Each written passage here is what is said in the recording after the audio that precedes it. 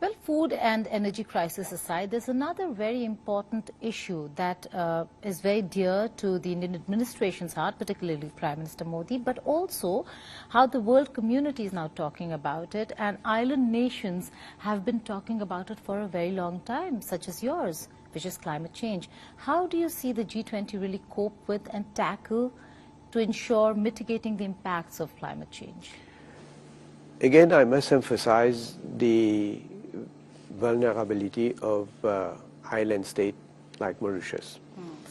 We are witnessing rising sea level, which is more than the average in Mauritius. And we see that, unfortunately, there is erosion of the coastal area.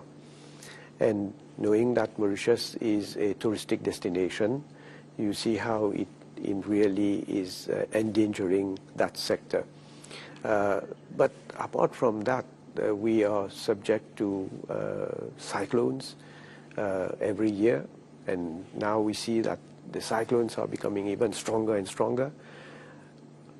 In other parts of the world, we have seen how cyclone and hurricane have devastated some regions or even islands. So this is a very, very serious issue that can only be tackled collectively. No one can say now, and should not be saying, that what one country does is only affecting that country, because it does affect not only its neighbor, but the whole world. And that is why there is urgency to act on this front. I must say, I am a bit disappointed because we have been participating in different COP meetings, the last one that was held, again where countries have committed huge amount of money in order to support countries which have undergone loss and damage, and also countries that are very vulnerable. But we have seen little of that money being really spent. And therefore, it should not remain only as a commitment. And it should not only be on paper that we have a fund for loss and damage. I hope we are working now on the criteria that will be set down in order to allow countries to be able to access to finance. But I can say that, unfortunately, Mauritius, we have requested in the past for financing in terms of improving our infrastructure in order to be able to cope with such situation. For example, the erosion of the coastal area requires a lot of investment. But I must say Mauritius has done its part. We are doing our best in order to mitigate against the effect of climate change. But still, we will require the support of the international community. And again, I'm happy that Prime Minister Modi has raised this issue and has put it also as a priority. And therefore, we are, of course, agreeable on this matter also. Right. So you make a very important point when it comes to climate change. And it is true that it is a fight between the developed and the developing. And the least developed nations are the worst sufferers. But even when it comes to climate change, I'd say the worst sufferers are the island nations. So a lot of emphasis and importance that needs to be put in how to handle climate change. So thank you so much for that comment. But shifting focus to the Global South, how do you think, what do you think is the role of G20 in promoting sustainable growth and development for the Global South? And how important is the Global South for the G20? I think that there are a number of countries that are already member of the G20 that have already put issues that are of direct interest to them. But of course, it is a good thing because each country will normally put on the table issues that are of great concern to them. The Global South, islands, small island states like Mauritius, other groupings also, but I think again what is important is that we analyze the challenges that each country is facing.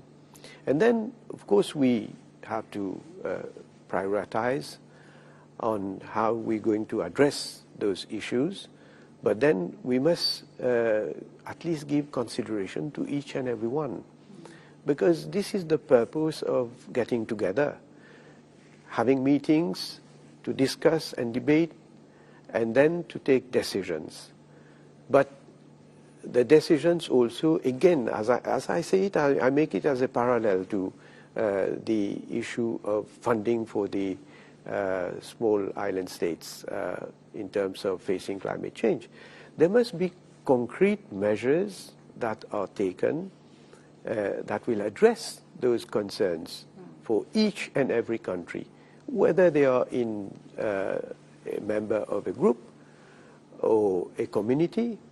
They should feel that their issues that are very serious have to be addressed. And this is why I say I'm happy that the Global South is represented, and Prime Minister Modi has even laid more emphasis on the problems faced by the Global South. He has organized a special session. Mauritius has been participating in, I must say, all the meetings prior to the summit, and we have brought our contribution.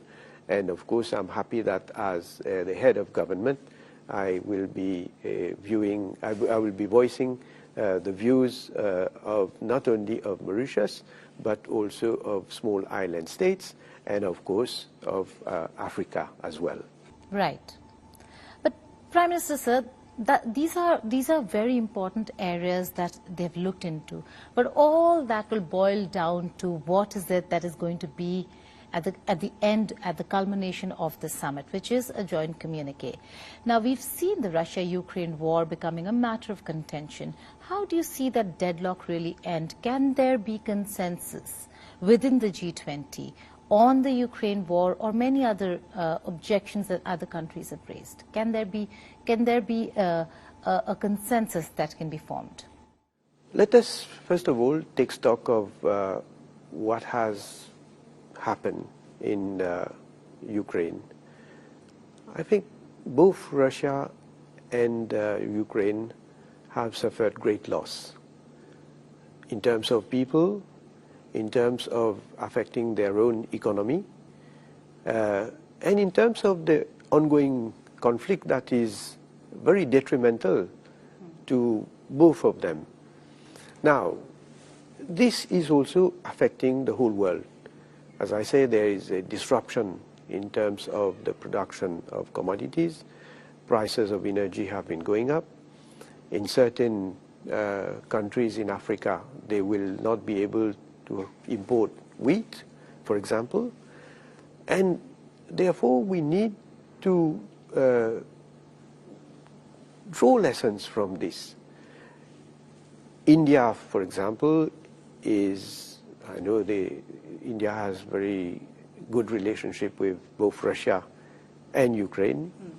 India can play an important role, like other countries also. Mauritius, of course, being a small island, we also bring in our contribution. We are also very supportive to see to it that this conflict comes to an end as quickly as possible, and that we appeal to all parties for negotiation, for a diplomatic settlement.